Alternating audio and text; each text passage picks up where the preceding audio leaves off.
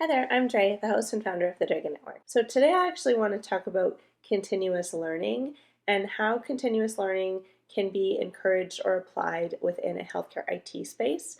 So in a hospital environment or in any healthcare type setting, there are continuous education requirements for almost all staff that work in the environment. So you have continuing education credits that are required for your clinicians, your project managers, your administrators, conferences that are happening on a regular basis. There's a consistent sort of environment where you have continuous learning for clinicians and administrators with respect to their practice. So, how they're looking after patients, what best practices are, what things that others have learned. So, that sort of environment is continuous and ongoing. So, when it comes to IT in the healthcare space, very few organizations actually require their end users to go through any sort of ongoing training. So, of course, if there is a net new application that's being rolled out or there is some very large systemic type change that's happening, there's going to be training associated with that. But that training isn't even always mandatory. And most certainly it doesn't happen every other year or every 3 years. So those big, huge events where you have to learn things, days on end in the classroom, they don't come around that often. What we've actually set up in most organizations, and this is true, I think, around the world, is that we teach people how to use the computer system when it's first rolled out, and we may have a few documents here and there along the way to give them some assistance, but by and large, we just leave everyone to figure it out on their own and to sort of go with the flow and hope that they keep up, which is not always the best idea. And as you've seen by reading news articles or by keeping up with the health IT space, there's a lot of frustration and a lot of burnout and a lot of anger around how EHRs are actually used and how much time it might take to accomplish everything. One of the biggest frustrations with this from an IT professional's perspective is a lot of the things that are frustrating our end users and frustrating our clinicians are actually things that the EHR or the computer system is totally capable of doing. So it's just a sequence of activities or a pathway or a tip or a tool or a trick that they haven't figured out yet, and no one's taught them how to do it. So it's not that it is not able to accomplish it or that it doesn't meet the needs of the clinicians, it's that we're not actually continually educating people to understand how it does. I want to talk about 4 ways that we can focus our attention and sort of consciously keep in our mind when we're working throughout our careers and throughout our organizations to try to encourage an environment of continuous learning for IT. So we are not likely to see sort of mandatory continuing education credits when it comes to an EHR use. However, we can certainly encourage ongoing education and we can help facilitate that as we go along. So the first one is there can be active creation of tip sheets focused on functionality that is going to help end users find information that they're looking for often, quicker, enter orders that either may be complex or maybe a little bit cumbersome to get in easier, and how to get through clinical documentation in a more efficient manner. So there's often a lot of functionality that exists within EHRs and different systems, so even within your ERP systems, that are going to help you get things in a more efficient manner. But if we don't tell everyone what these are, they're just going to stick to the way they've been doing it. So one of the things we need to keep in mind is these need to be distributed in a way that they're going to actually reach our end users and be seen as helpful to them. So from an IT perspective, we very often just default to sending things out with mass email communications.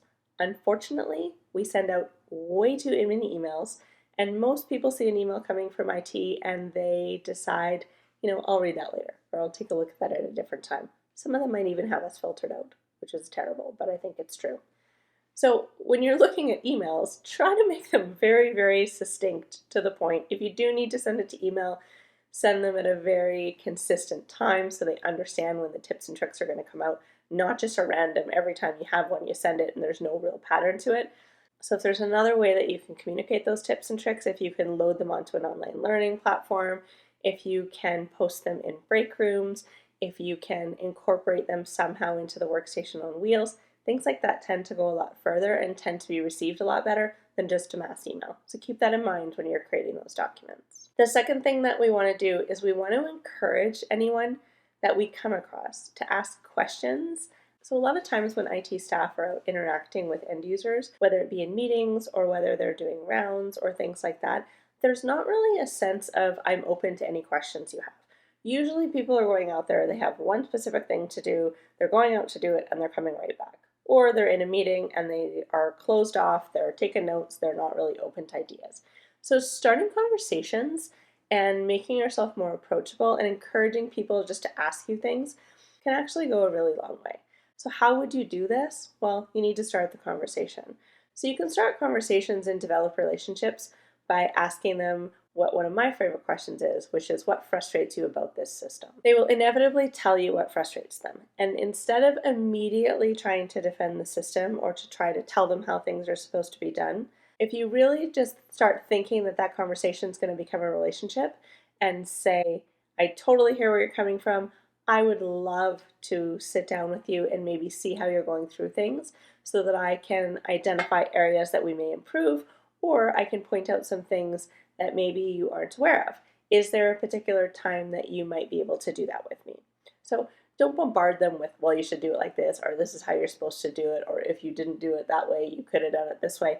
So when people are talking about their frustrations, they're not usually open to hearing the solution right then and there.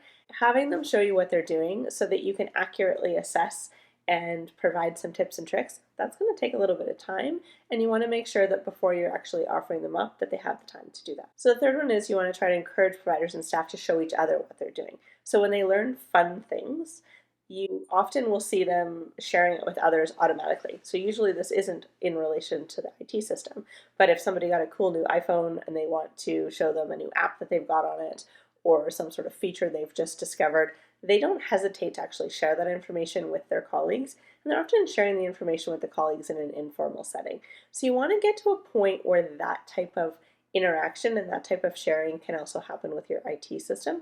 You can do this by encouraging some of your super users to share their sort of tip of the week at huddles, or to try to inform 3 or 4 people over the course of a few shifts one of the neat things that they discovered that they learned from IT. So trying to get that going by leveraging super users that exist in the environment or using people who are your champions can be very helpful and can get sort of more conversation going.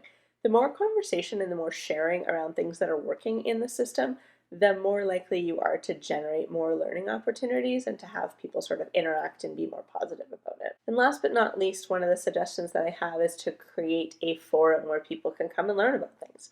So if you think again back to those continuing education credits or to the maintenance of their credentials, there are conferences that happen, there are white papers that go out, there are all sorts of things related to best practice that are distributed.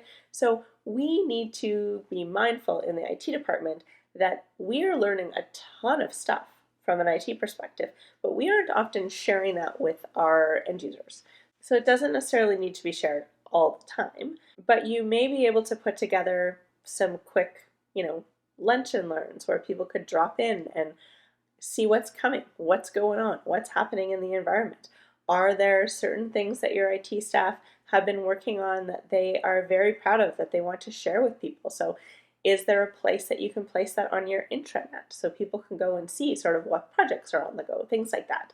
So trying to just encourage the conversation and build on that relationship between IT and the end users, as well as the confidence to asking the questions, wanting to continually learn, and understanding that having a system that isn't working for you doesn't necessarily mean that in that moment in time you just have to give up. There are usually a lot of things that can sort of happen as far as learning goes, and we want to, as IT professionals, encourage that behavior. So I hope those 4 considerations are helpful and you can keep them in mind, and they maybe get some ideas going about things you can do in your own environment or some of the conversations you can have when you're interacting with your end users. So if you learned something from the video today, go ahead and hit that like button. And if you like the types of things I've been posting and haven't subscribed yet, go ahead and do that as well. I will see you again next week, and I hope you have a great day.